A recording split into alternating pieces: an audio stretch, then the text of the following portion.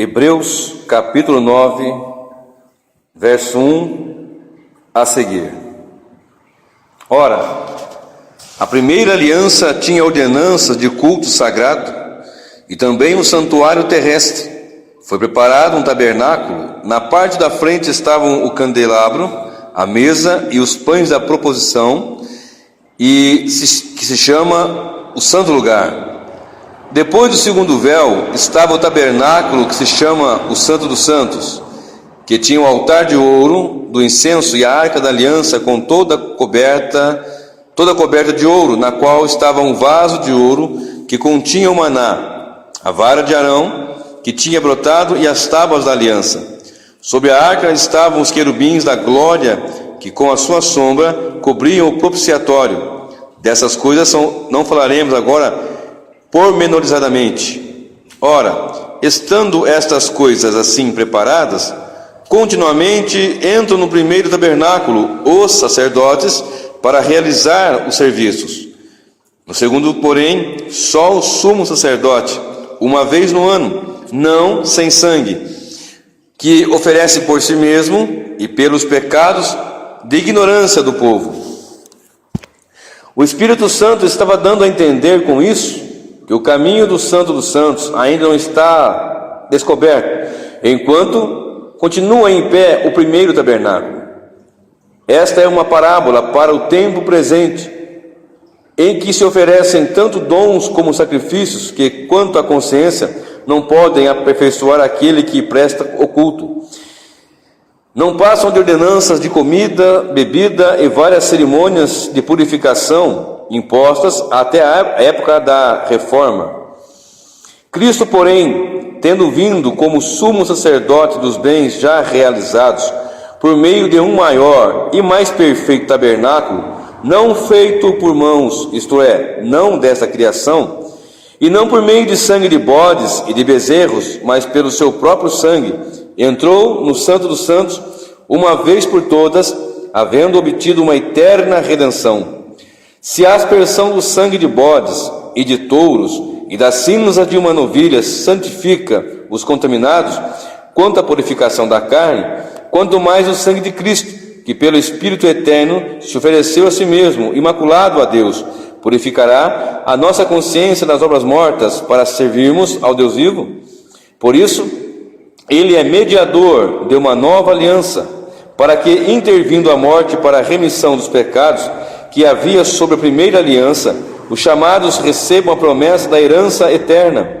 Onde há testamento, necessário é que intervenha a morte do testador, porque um testamento só é confirmado onde houve morte, ou terá ele algum valor enquanto o testador vive? E por isso que nem a primeira aliança foi consagrada sem sangue. Havendo, pois, Moisés anunciado a todo o povo todos os mandamentos, segundo a lei, tomou o sangue dos bezerros e dos bodes com água, lã vermelha e sopo, e aspergiu tanto o próprio livro como todo o povo, dizendo: este é o sangue da aliança que Deus ordenou para vós. Semelhantemente, aspergiu com sangue o tabernáculo e todos os vasos do ministério sagrado.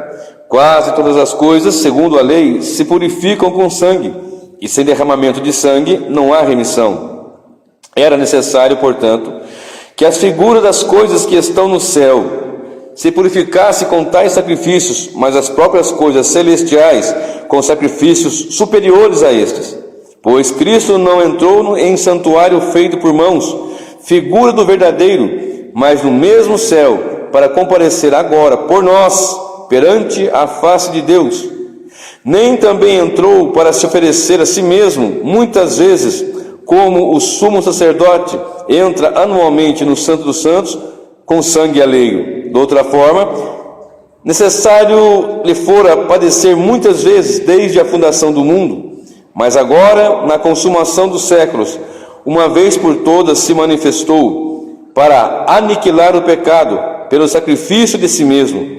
E como aos homens está ordenado morrer uma só vez, vindo depois disto o juízo, assim também Cristo, oferecendo-se uma só vez para levar os pecados de muitos, aparecerá pela segunda vez, sem pecado, aos que esperam para a salvação. Aleluias, glórias a Deus.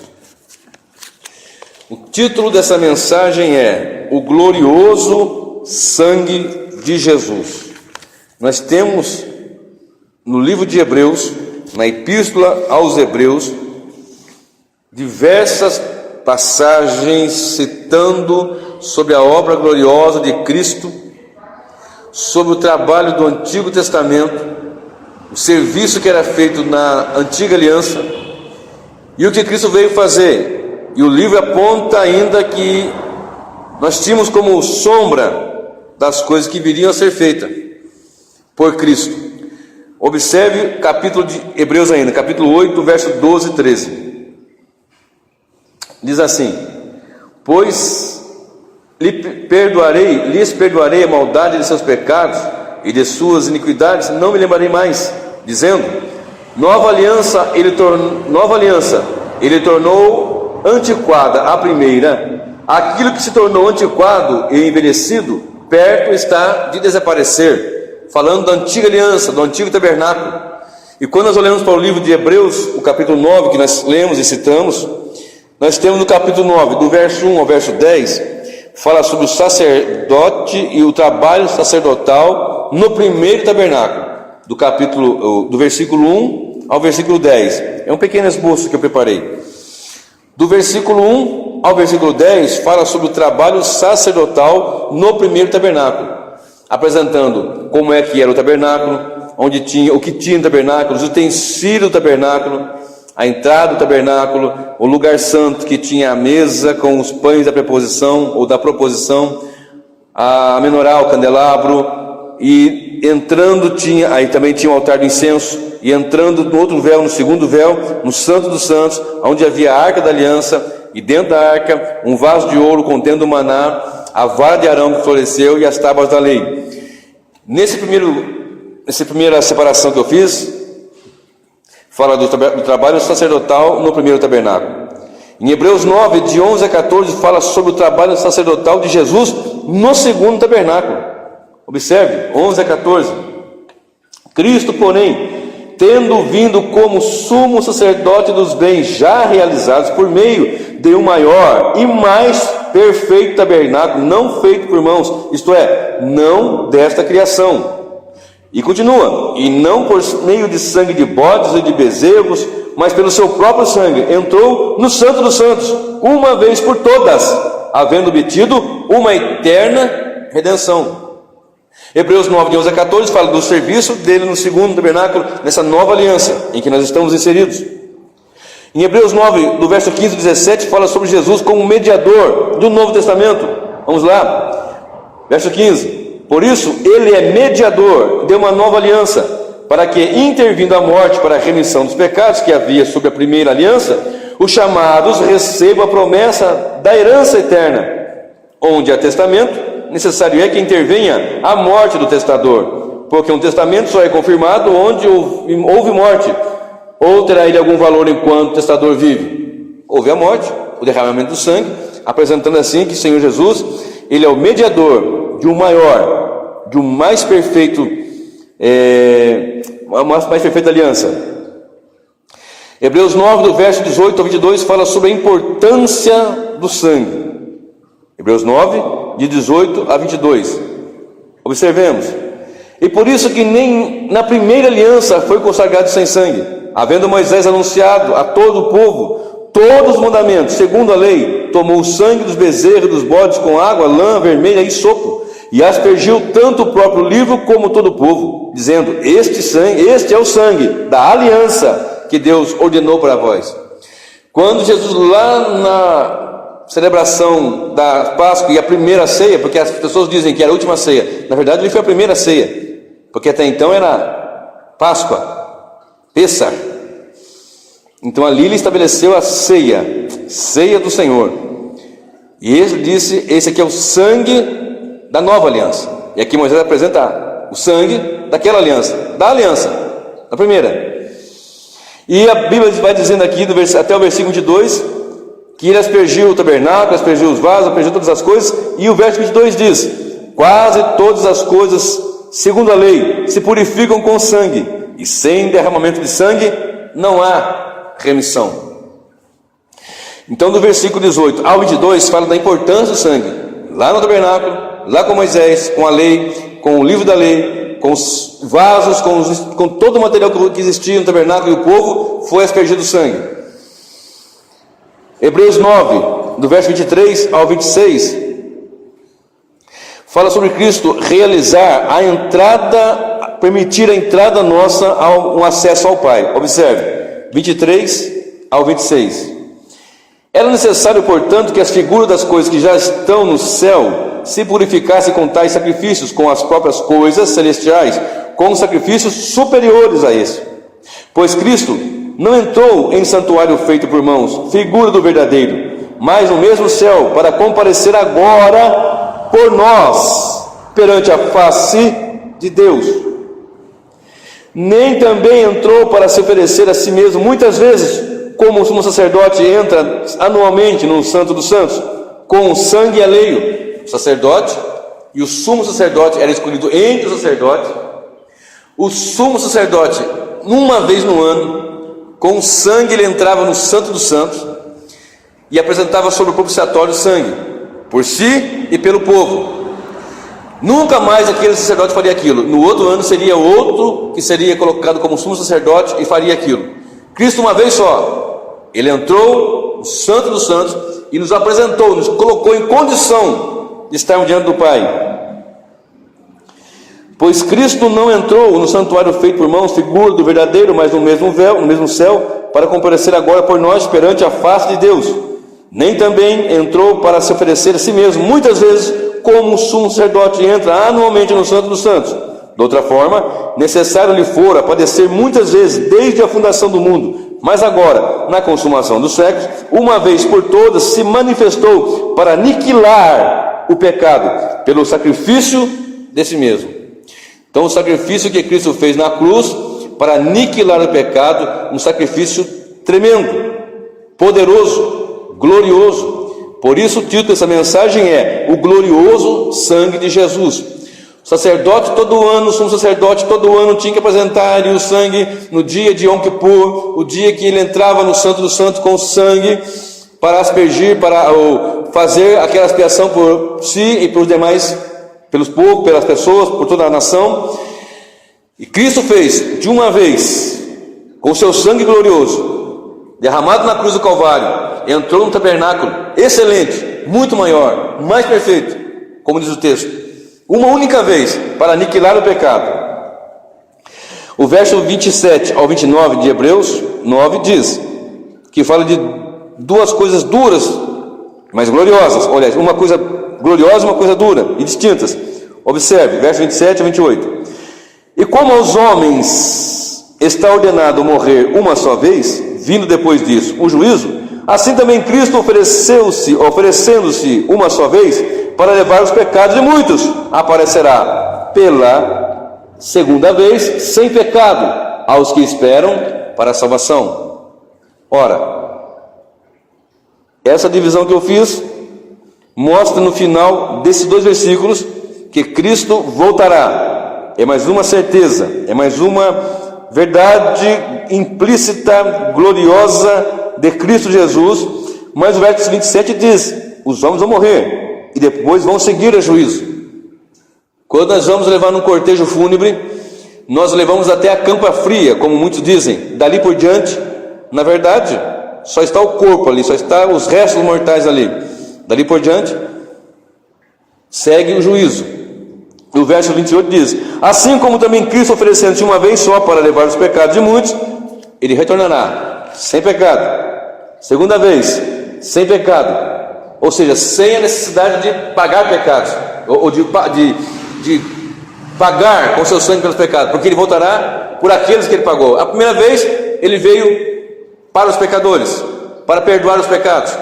Na segunda vinda ele vai vir para recolher aqueles que ele comprou com o seu sangue, todos os pecadores que ele comprou. Observe o versículo 28. Assim também Cristo, oferecendo-se uma só vez para levar os pecados de muitos, Aqui tem muita teologia para explicar só nesse versículo, ou melhor, só nessa palavra aqui, muitos. Porque acredita-se que muitos são escolhidos, ou muitos são chamados, mas poucos são escolhidos. Agora, desses muitos, por que não diz todos? Ora, existe uma inúmera questão aqui. O certo é, nem todos vão querer, nem todos vão estar prontos, nem todos vão aceitar, nem todos vão ser servos de Deus, nem todos vão se render ao senhorio de Jesus, mas vai seguir o juízo, isso é fato.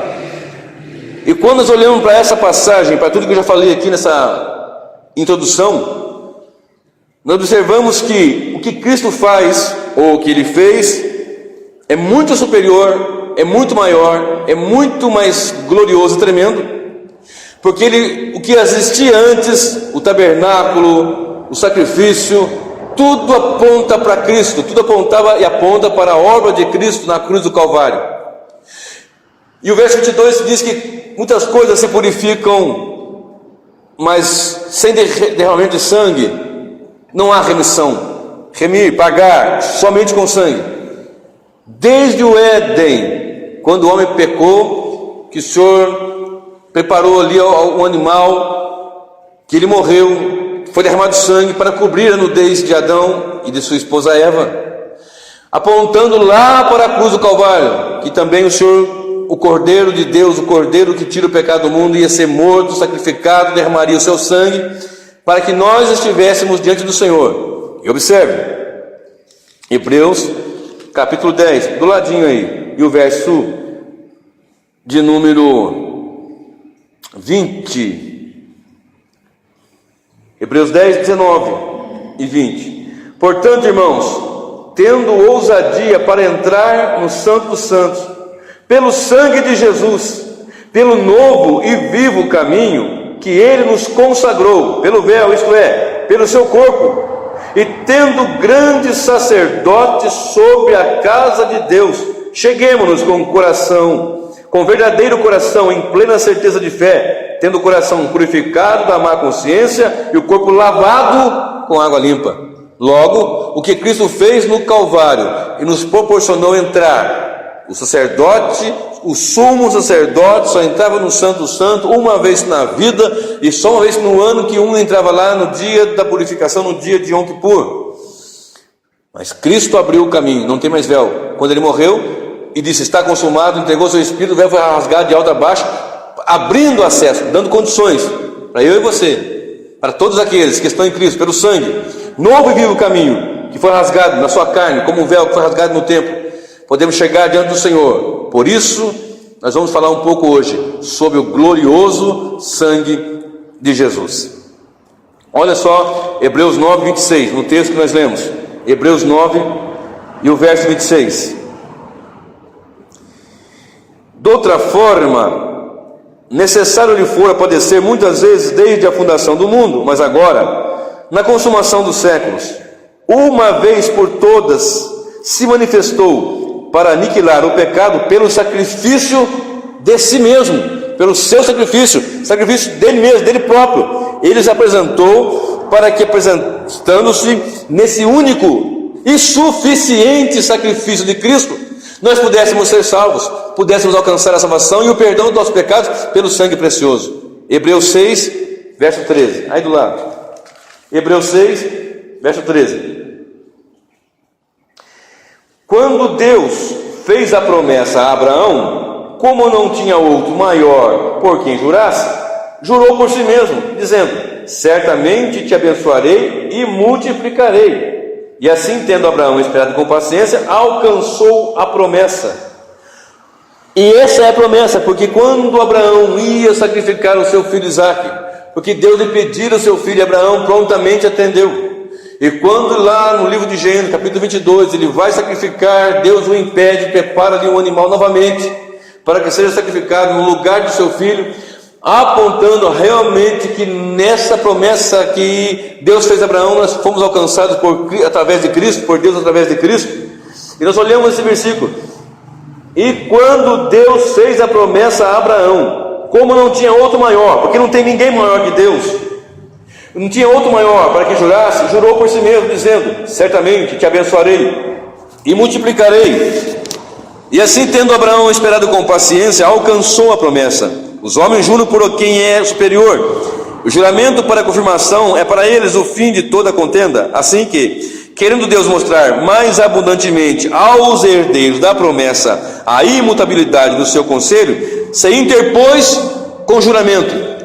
Deus fez isso para que por duas coisas imutáveis, nas quais é impossível que Deus minta, tenhamos forte consolação, nós, os que nos refugiamos em lançar mão da esperança proposta. Temos essa consolação como âncora firme, âncora da alma, segura e firme, e que penetra até o interior do véu, onde Jesus, como precursor, entrou por nós. Repito, entrou por nós, feito sumo sacerdote para sempre, segundo a ordem de Melquisedeque.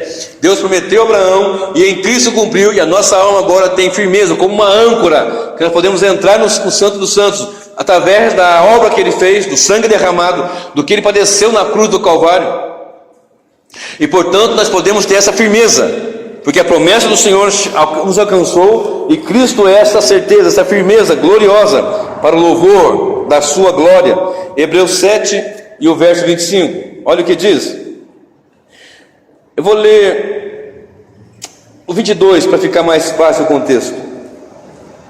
Jesus tornou-se assim a garantia de uma aliança superior. Na verdade, aqueles foram feitos sacerdotes em grande número, porque pela morte foram impedidos de permanecer, até porque o sacerdote morria. Ele vivia seus 60, 70, sei lá quantos anos, e morria, partia. Mas este, porque permanece eternamente, tem o seu sacerdócio perpétuo, porque ele morreu, Jesus, mas ressuscitou, e está vivo, e está à destra do Pai, e intercede por nós. Portanto, pode também salvar perfeitamente os que por ele se chegam a Deus, vivendo sempre para interceder por eles. Ora, Cristo é o sacerdote, o sumo sacerdote, o apóstolo das nossas confissões. Portanto, nós chegamos com confiança nele, nós temos uma âncora firmada, nossa alma está firmada nele, nas promessas dele. E observe, portanto, também pode salvar perfeitamente os que por ele se chegam a Deus, vivendo sempre para interceder por eles. Convinha-nos tal sumo sacerdote, santo, inocente, imaculado, separado dos pecadores e feito mais sublime do que os céus, que não necessitasse como sumo sacerdote de oferecer cada dia sacrifícios, primeiro pelos seus próprios pecados e depois pelo do povo. Isto ele fez uma vez por todas, quando a si mesmo se ofereceu. Pois a lei constituiu sumos sacerdotes a homens sujeitos à fraqueza, mas a palavra do juramento, que veio depois da lei, constitui o Filho perfeito para sempre. E isto ele fez na cruz do Calvário, derramando o seu precioso sangue. Observe, 1 João, capítulo 5, epístola do apóstolo João, capítulo 1, verso 5. 1 João, capítulo 1, do verso 5. Esta é a mensagem que dele ouvimos e vos anunciamos, que Deus é luz, e nele não há trevas nenhuma. Se dissermos que temos comunhão com ele, mas andamos nas trevas, mentimos e não praticamos a verdade. Se, porém, andarmos na luz, como ele na luz está, temos comunhão uns com os outros, e o sangue de Jesus Cristo, seu Filho, nos purifica de todo pecado. Portanto, a firmeza da nossa alma está garantida, que nós podemos entrar além do véu e chegar-se diante do Senhor pelo novo e vivo caminho, porque Cristo é o sumo sacerdote que vive para interceder por nós, porque nós somos fracos, nós somos falhos, nós erramos, mas a nossa garantia está em Cristo, pelo sangue que derramou-se na cruz do Calvário, sangue puro, sangue carmesim, sangue que liberta, compra, paga, redime o mais terrível pecador.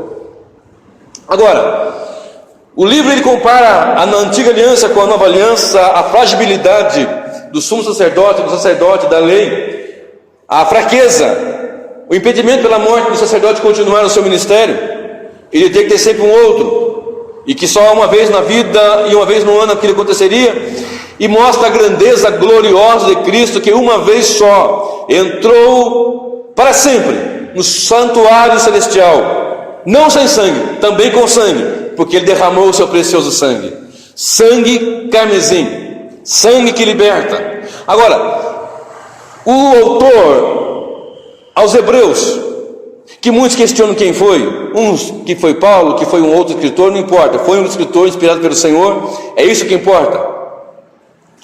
Ele mostrou que o tabernáculo havia de se encerrar, a antiga aliança deveria se encerrar, mas ele citou muitas passagens, e o capítulo 9 de Hebreus, que nós lemos aqui, Hebreus 9, do verso 28, é o texto base de hoje, mas bem no versículo 19, está escrito assim: havendo Moisés anunciado a todo o povo todos os mandamentos segundo a lei, tomou o sangue dos bezerros e dos bodes com água, lã vermelha e sopo, e aspergiu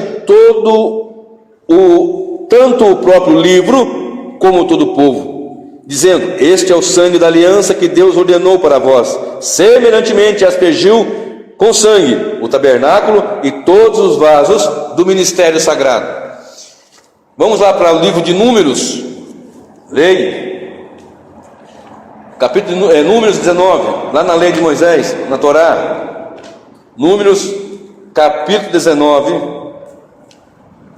vou ler do versículo 1 ao versículo 6. Números 19, do versículo 1 ao versículo 6. Observe: disse o Senhor a Moisés e a Arão: este é o estatuto da lei que o Senhor ordenou, dizendo: dize aos filhos de Israel que te tragam uma novilha vermelha, sem defeito e perfeita, sobre a qual nunca foi posto jugo. Entregareis a novilha a Eleazar, o sacerdote, será tirado para fora do acampamento e será imolada diante dele. Eleazar, o sacerdote, tomará do sangue com o dedo e dele espargirá para a frente da tenda da congregação 7 vezes. Na presença dele a novilha será queimada. Serão queimados o couro, a carne, o sangue e os excrementos. O sacerdote, tomando em seguida pau de cedro e sopo e pano vermelho, os lançará no meio do fogo que queima a novilha. Até aqui.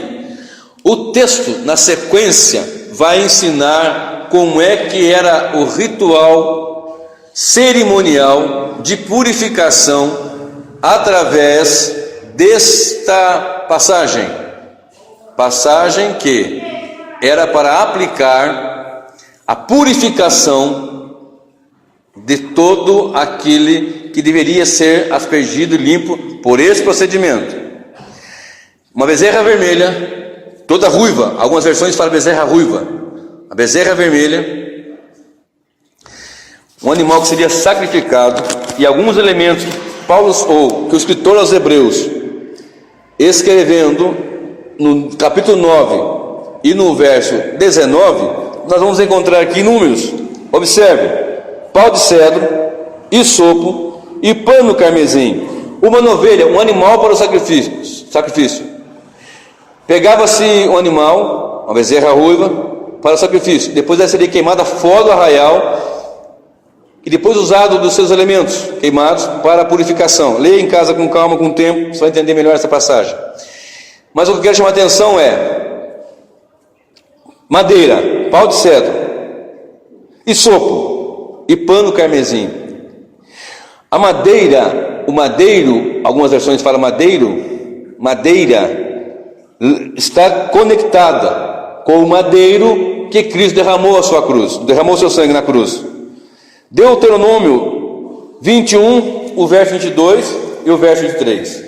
Deuteronômio 21, 22 e 23. Observe o que diz a palavra do Senhor. Deuteronômio 21, verso 22 e o verso 23 diz: quando alguém tiver cometido um crime que mereça a morte e condenado for suspenso no madeiro, o seu cadáver não permanecerá no madeiro durante a noite, certamente o enterrarás no mesmo dia, porque o que for pendurado é maldito de Deus. Assim não contaminarás a terra que o Senhor teu Deus te dá em herança.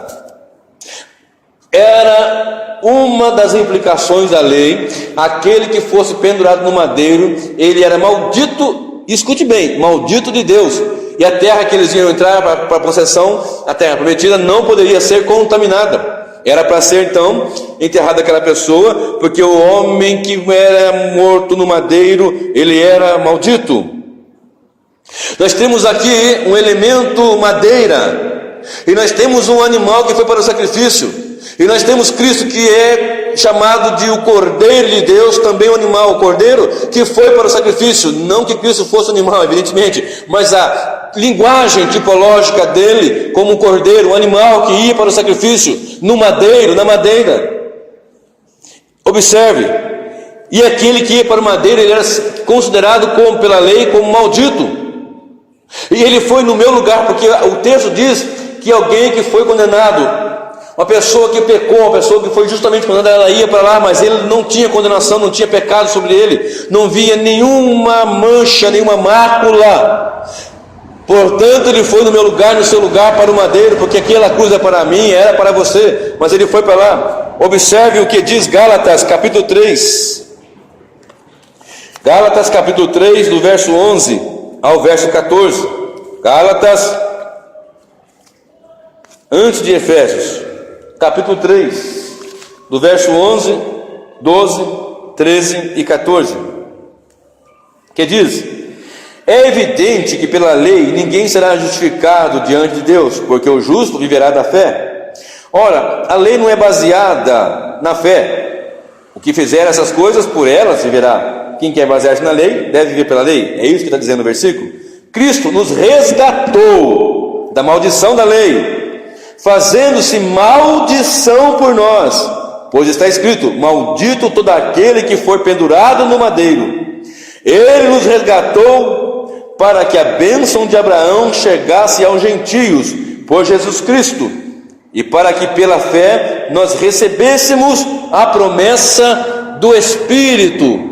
Ora, Cristo entregou-se a si mesmo, o escritor dos Hebreus deixou claro. A Bíblia nos mostra que ele se ofereceu em nosso lugar, como cordeiro mudo, sem mancha, sem mácula. O castigo que nos traz a paz estava sobre ele, apontou Isaías 700 anos antes da sua vinda, da sua primeira vinda. E quando nós olhamos para esse texto dizendo que aquele que fosse pendurado no madeiro seria maldito de Deus, nós olhamos aqui para a purificação. Era necessário que tivesse um animal e que tivesse pau de cedro, madeiro. Nós olhamos para esse versículo de Gálatas dizendo que Cristo se fez maldição por nós, para que a bênção de Abraão chegasse até nós e recebêssemos o Espírito Santo. Ou seja, há pessoas que pensam, conectam, fazem um link com a bênção de Abraão com riqueza. Há pessoas que pensam que a cruz não é uma cruz, é uma escada, para a pessoa subir cada dia mais um degrau, para ficar mais rica, mais famosa, mais bonita, mais sei lá o que tanto. E a bênção de Abraão é receber de Deus a salvação, é a herança de estar em Cristo, de receber o Espírito, da adoção de filhos, que clama Abba, Pai. E essa expectativa que a igreja tem, ou que deveria ter, vem pelos anos se acabando, mas a verdadeira igreja ainda continua proclamando que a cruz de Cristo não é uma escada. A cruz de Cristo é onde Cristo derramou seu sangue para nos redimir e nos salvar. O animal sem mancha, sem mácula seria apresentado ali em número 19, e Jesus sem mancha, sem mácula, sem pecados. E o texto diz que aquele que foi a madeiro era maldito, e ele se fez maldição por nós. E pasme, tem pessoas, grupos até sinceros, talvez sérios, e outros nem tanto, dizendo que existe, por causa da sua ignorância, eu digo ignorância por falta de conhecimento, que nós temos que fazer quebra de maldição, que você tem que quebrar a maldição que veio do seu pai, da sua mãe, do seu avô, do tataravô, sei lá quantos para trás aí. Se o seu avô foi pai de santo, macumbeiro, e você está em Cristo, você tem que quebrar aquela maldição. Tem que fazer uma reunião específica, aonde se faz ali a quebra de maldição. Tem que se usar ali um artifício em oração, e o indivíduo senta, e as pessoas vão orando em volta, há um mentor ali orando com ele, dizendo: lembra do seu passado, do seu nascimento, quando você foi fecundado. Com 1 mês, com 2 meses, com 1 ano, 10 anos. Eu tive um trauma com 12 anos. Então nessa parte ele para e começa a fazer uma oração mais forte. Eu tive uma decepção quando eu tinha 14, 15 anos, e começa ali a fazer aquela oração para quebrar a maldição na vida do crente. Inclusive tem cultos de quebra de maldição, quando o culto na verdade é só culto para Deus. Não tem culto de primícia, não tem culto de varões de fogo, não tem, é culto para Deus. Se é culto, é o Senhor. Se é culto ao Senhor. Não é culto para o pastor, culto para o aniversário do pastor, culto para a campanha. Não, é culto ao Senhor. E fazem quebra de maldição. E está escrito que Ele levou sobre si as nossas maldições na cruz, porque está escrito: maldito é aquele que foi pendurado no madeiro. Aí olhamos para esse texto, é um desprezo com o sangue de Cristo, é um vitupério com o sangue do Senhor, é uma tristeza quando pessoas pegam o sangue do Cordeiro que foi derramado na cruz e falam que nós temos que fazer uma quebra de maldição. Ou seja, o sangue do Senhor não foi suficiente, o sangue de Jesus derramado lá, puro, limpo, não foi suficiente. É necessário juntar um bando de malucos para fazer uma quebra de maldição, porque a sua oração é forte, porque a sua oração quebra maldição. Ezequiel 18 fala que o pai não vai levar o pecado do filho, nem o filho o pecado do pai. O que comer uva verde, os seus dentes vão ficar embotados, não o do pai pelo filho. Ora, se assim fosse, era muito simples. Eu ia aqui orando para quebrar a maldição do meu pai, da minha mãe, do meu avô materno, avô paterno, e vai até chegar em Adão, para quebrar a maldição que Adão fez lá de pecar junto com a sua esposa, e não precisaria Cristo vir na cruz do Calvário derramar o seu sangue. Pronto, era muito simples. Mas não, nós temos que fazer campanha de quebra de maldição. Quebra de maldição para um crente, para um servo do Senhor. A maior maldição para qualquer ser humano, a maior maldição é o pecado, porque o pecado faz separação entre Deus e o homem, e Cristo derramou seu sangue para quebrar essa maldição. Ele fez maldição por nós, para que a bênção de Abraão chegasse até nós, ou seja, sermos incluídos na linha da herança em Cristo Jesus. Esta é a bênção, esta é a grande bênção. Na cruz, Cristo quebrou toda a maldição. Aleluia, glória seja dada ao nome do Senhor.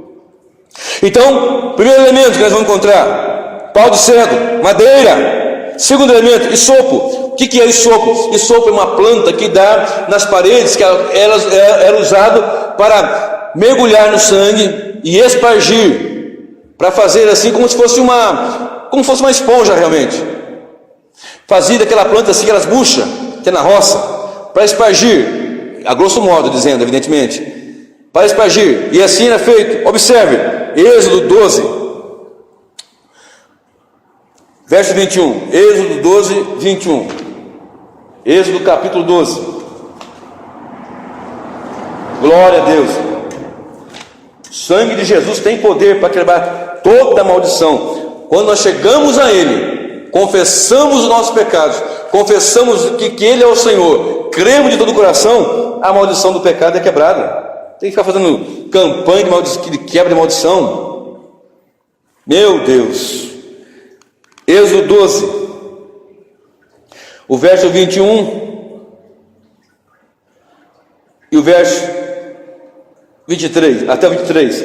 Chamou, pois, Moisés todos os anciãos de Israel e lhes disse: escolhei e tomai vós cordeiros para vossas famílias e imolai a Páscoa. Então tomai um molho de isopo, molhai-o no sangue de que estiver na bacia, e marcai a viga da porta e os seus batentes. Nenhum de vós saia da porta na sua casa até pela manhã. Quando o Senhor passar para ferir os egípcios, verá o sangue da viga da porta e em ambos os batentes, e passará sobre aquela porta, e não deixará o destruidor entrar em vossas casas para vos ferir. Ou seja, o isopo era para molhar no sangue e espargir na verga, na ombreira da porta, naquela ocasião da saída do povo de Israel do Egito, na noite em que eles comeram a Páscoa. Ali eles comiam rápido, com ervas amargas, e do sangue que era colocado em uma bacia, passava-se com sopo e aspargia na verga, no umbral da porta, e quando o destruidor passasse naquela casa que tivesse o sangue, não entraria para matar o primogênito. Ou seja,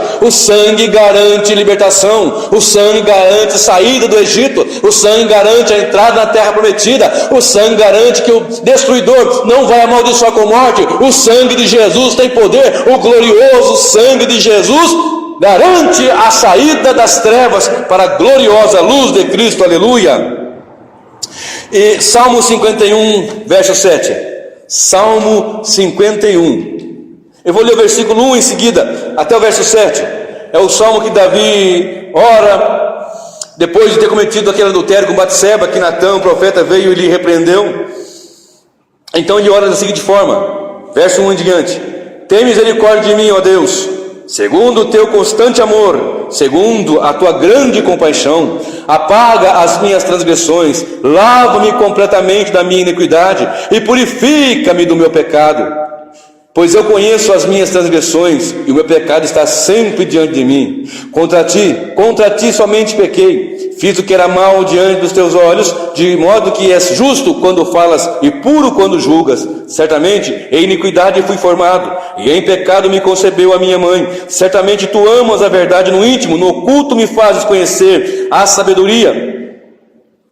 Purifica-me com esopo e ficarei puro, lava-me e ficarei mais alvo do que a neve, aleluia. Purifica-me com esopo, ou seja, essa ideia do esopo no sangue para purificar, para limpar, para lavar, é isso que o sangue do Senhor Jesus faz. E a semelhança, porque nós lemos ali em Hebreus que o sangue de uma bezerra purificava segundo a lei, e segundo a lei era isso, uma bezerra ruiva que nunca levou sobre si jugo, que não tinha mancha, não tinha marca, não tinha defeito algum, e ela ia ser sacrificada, depois queimada, e junto naquilo ali, junto em uma madeira, um pau de cedro, e nesse pau de cedro também ia ali esopo, junto com eles ia também o esopo, e junto com o esopo, pano carmesim, tecido carmesim. Algumas versões não fala carmesim, aliás, não fala pano, fala tecido, ou nem tecido nem pano, apenas carmesim, mas era um tecido tinto de carmesim. Ora, a Bíblia nos diz lá em João capítulo 19 e o verso 28, que quando Jesus teve sede, lhe ofereceram vinagre num pau, numa vara de isopo. Até no momento da cruz tinha ali isopo, ou seja, tinha o madeiro e tinha o isopo. Agora, o que me chama a atenção aqui é que tinha que ser pano carmesim.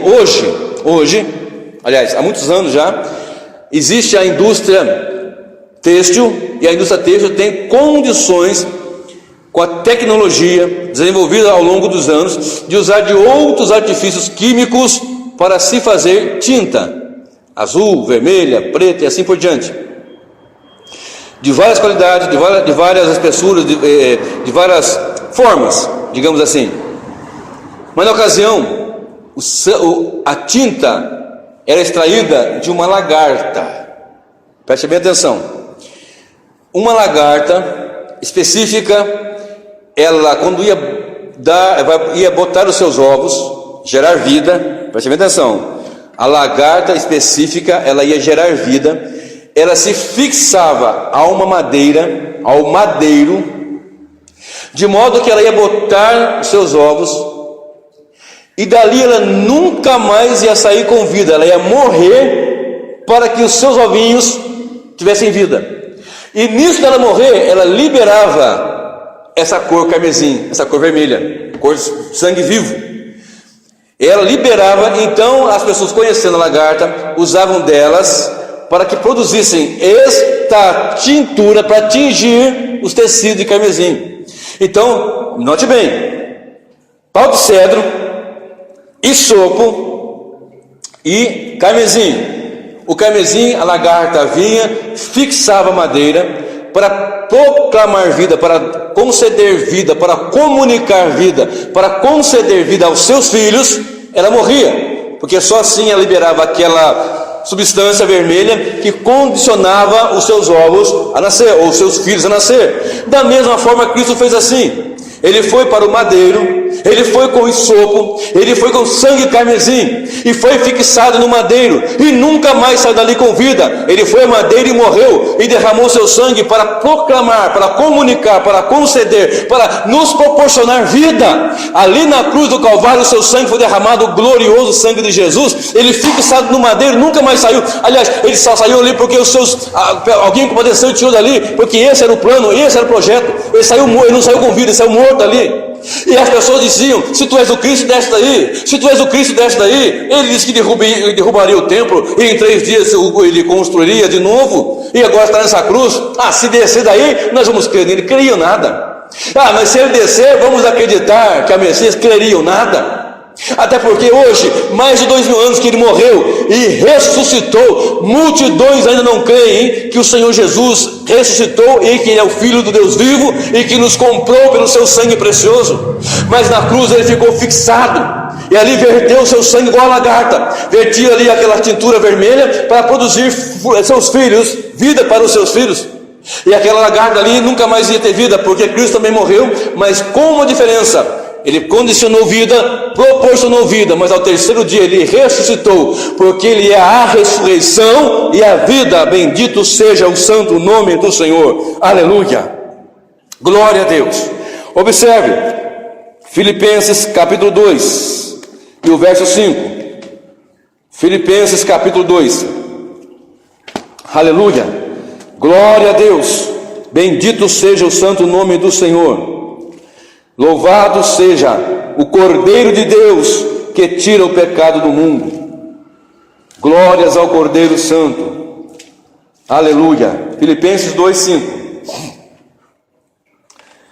De sorte que haja em vós o mesmo sentimento que houve também em Cristo Jesus. Que sentimento foi esse? Resignação, de obediência, de cumprir o propósito. Que, sendo em forma de Deus, não considerou que o ser igual a Deus era algo ao qual devia se apegar, mas a si mesmo se esvaziou, tomando a forma de servo, fazendo-se semelhante aos homens, e achado na forma de homem, humilhou-se a si mesmo, sendo obediente até a morte, e morte de cruz. Pelo que Deus o exaltou soberanamente, e lhe deu um nome que está sobre todo nome, para que ao nome de Jesus se dobre todo o joelho dos que estão no céu, na terra e debaixo da terra, porque ele derramou seu sangue, foi obediente até a morte, como aquela lagarta fixada naquela madeira. Ele nunca mais saiu dali com vida, ele só foi ter vida depois de 3 dias, para que nós tivéssemos vida pelo seu sangue glorioso, bendito e soberano.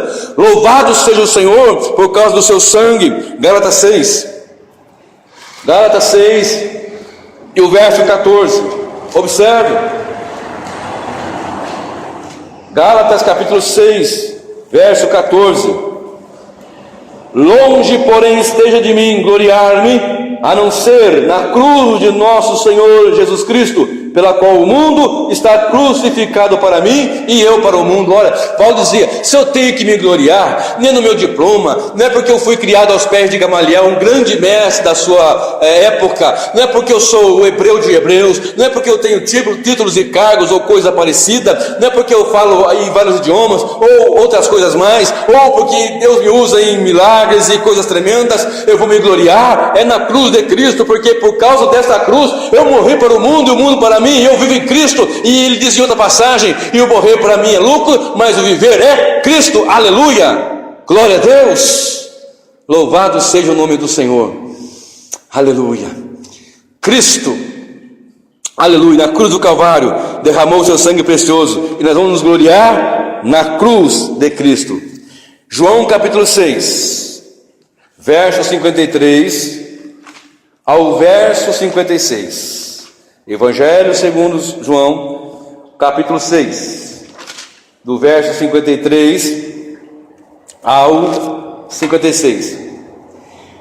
E Jesus lhes disse: em verdade vos digo que, se não comerdes a carne do Filho do Homem, e não beberdes o seu sangue, não tereis vida em vós mesmos.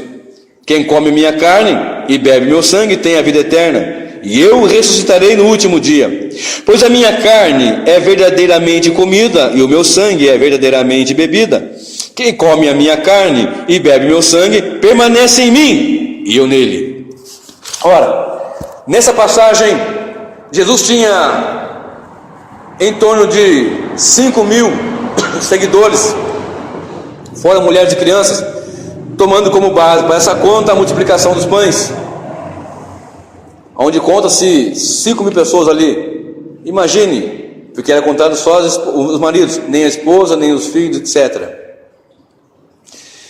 Imagina que houvesse então essa multidão.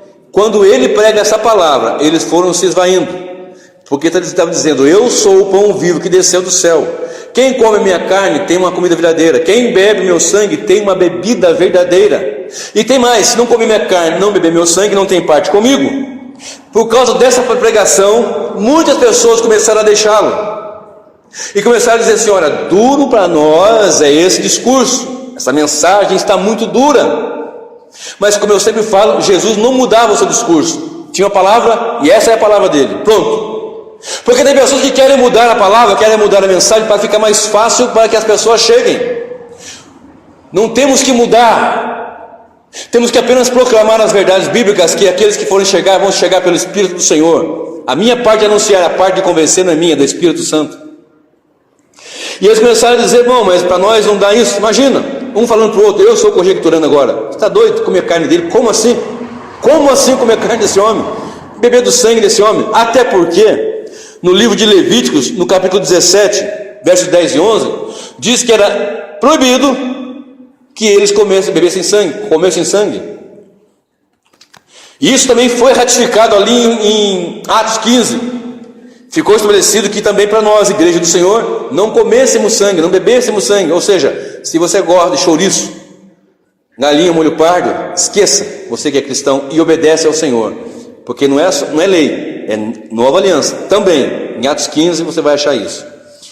Foi só um parênteses que eu abri aqui. Então, em torno de 5.000 que ele tinha, ele ficou com cerca de 500 pessoas, porque quando ele vai assunto ao céu, cerca de 500 pessoas estão com ele.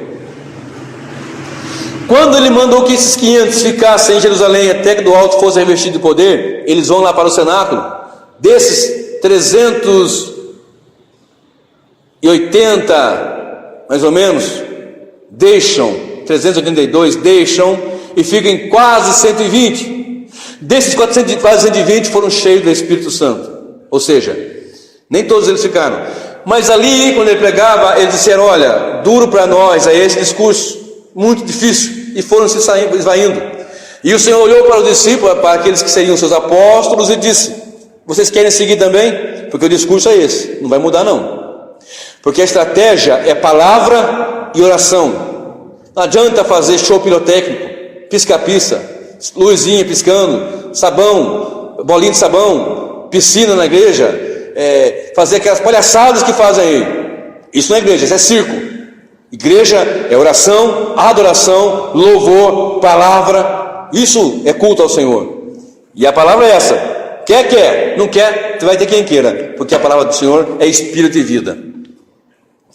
E quando ele olha, os discípulos falam: Senhor, Pedro vem e fala: Senhor, para onde iremos nós, se só o Senhor tem palavra de vida eterna? E o que ele diz aqui sobre beber e lavar? Porque quando nós falamos de lavar, imagina, pensa, lavar com água e beber água.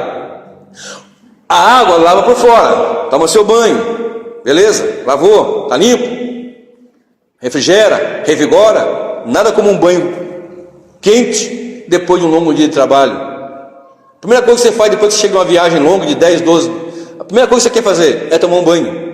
Sentado no ônibus, no avião, no carro, a primeira coisa que você quer é onde você chega, no hotel ou a casa de um amigo, ou na sua casa retornando, a primeira coisa é tomar um banho. E a água por dentro, ela faz o quê? Ela nos hidrata, nos proporciona saúde. A água por dentro, ela faz parte de nós, até porque nós somos compostos de 70% de líquido. Então a água por fora lava, a água por dentro nos faz saúde. Observe o sangue. Jesus está dizendo assim: vocês vão beber do meu sangue. e comer da minha carne é apropriar plena e intimamente dele. Porque o lavar do sangue purifica, e esse beber do sangue nos faz ter parte com ele. Eu quero fazer 4 colocações preciosas para nós encerrarmos sobre o sangue. 4 colocações preciosas sobre o sangue que Jesus deixou declarado aqui nesse versículo. O versículo 53 diz: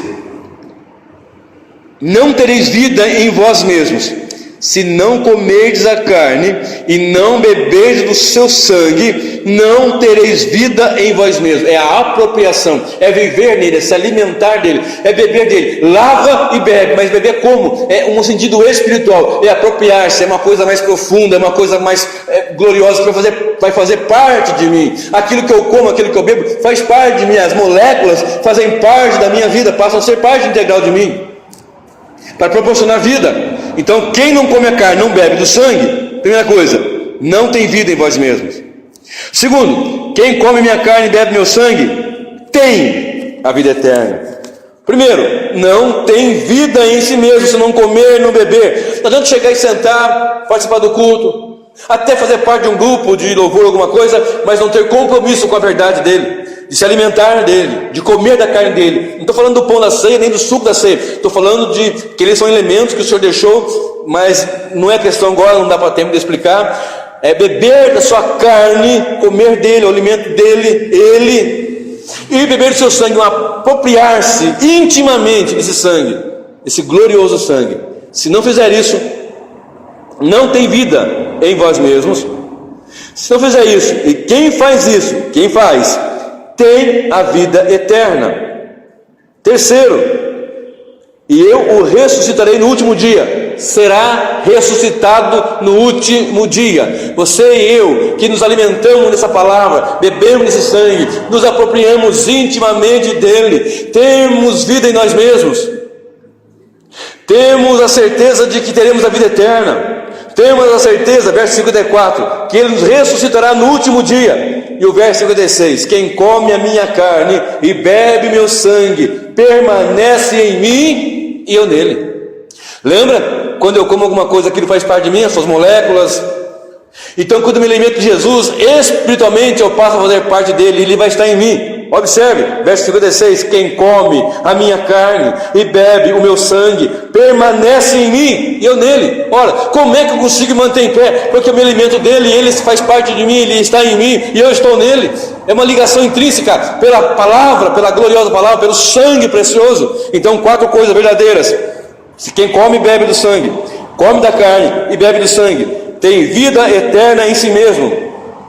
Aliás, tem vida em si mesmo, tem a vida eterna, ressuscitará o Senhor no último dia e permanece em Cristo. 4 verdades sobre aquele que come da sua carne e bebe do seu sangue. Apocalipse 22:14 diz que bem-aventurado aqueles que lavam as suas vestiduras no sangue do Cordeiro, para que tenham direito a entrar na cidade pelas portas. Nós o lavamos e comemos e bebemos, e tem vida em si mesmo. Não precisa ter vida encostada em outro, não. Não tem esses apóstolos que surgiram hoje, falsos apóstolos, porque o apóstolo final foi Paulo, o último deles. Não tem uns malucos dizendo aí, aparecendo aí, que você tem que estar debaixo da sua, como é que eles falam, da sua unção, debaixo da sua cobertura. Não tem que estar encostado. O pastor foi levantado na igreja para ajudar o rebanho, e o rebanho ajuda o pastor. Ele não é um super-homem, ele é um pecador, e precisa das orações, e precisa estar junto com os irmãos. Cada um Deus deu um dom, e pastorear e pregar é para a edificação dos santos, para que a igreja seja apresentada ao Senhor. Tem muitas responsabilidades, mas ele é um pecador também, e precisa do povo, dos irmãos. E tem vida em si mesmo aquele que está em Cristo, que come e bebe da sua carne e do seu sangue. Não precisa estar escorado em mestres, em outros não. É evidente, auxílio, amizade, apoio, é mútuo, é um para com o outro ali ajudando, né? Mas alguns apresentam-se como os superiores, os apóstolos, o pai apóstolo, semideuses por aí.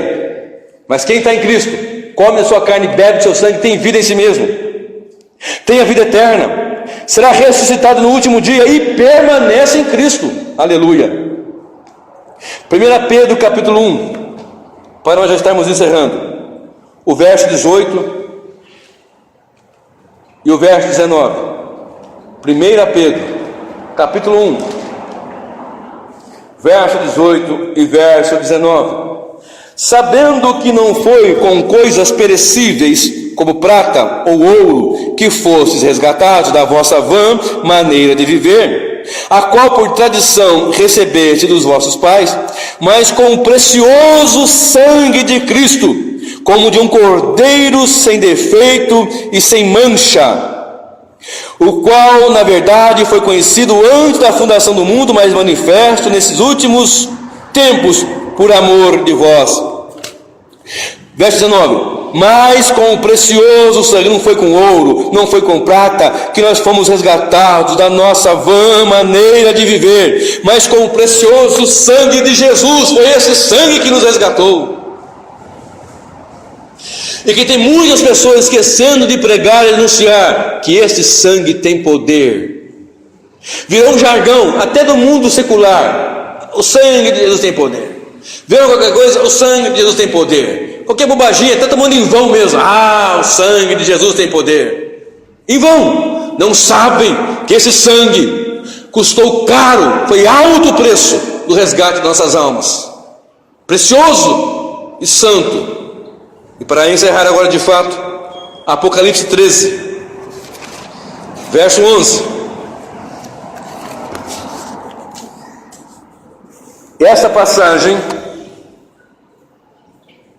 Apocalipse 13, essa palavra, essa passagem, nos leva a um momento glorioso de vitória. Porque a presença do Senhor, pelo seu sangue glorioso, nos proporcionou e nos proporciona vitória. Grande e gloriosa vitória. Aleluia. Louvado seja o nome do Senhor. Aleluia. Glórias a Deus. Glórias a Deus. Apocalipse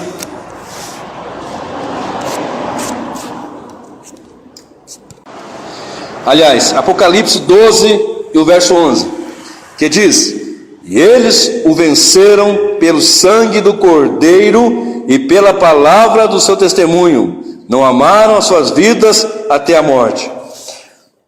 Evidente que esse texto está inserido num contexto de grande vitória da igreja contra a besta. E o texto diz que venceram a besta pelo sangue do Cordeiro. Duas coisas eu quero abrir aqui. Primeiro, a nossa vitória contra o dragão, o falso profeta, contra o anticristo, contra as trevas, é pelo sangue do Cordeiro. E nesse texto está dizendo que aqueles que venceram na grande tribulação. Outro princípio aqui: a igreja passará pela grande tribulação. No entanto, não amaram as suas vidas até a morte. Mas peraí, se a besta matou, o dragão matou, como é que pode? Venceu como? Por causa do testemunho. Prefere morrer do que receber a marca da besta. Prefere morrer do que negar a presença do Senhor, a palavra do Senhor. Prefere morrer do que prestar culto a não ser ao Senhor Deus, Pai de nosso Senhor Jesus Cristo. Portanto, é pelo sangue que nós vencemos, é pelo sangue que nós somos comprados, é pelo sangue que nós temos vida em nós mesmos, pelo Senhor, ter a vida eterna, ressuscitar no último dia e permanecer em Cristo, não com ouro, nem com prata, mas pelo precioso sangue de Jesus, o glorioso sangue de Jesus.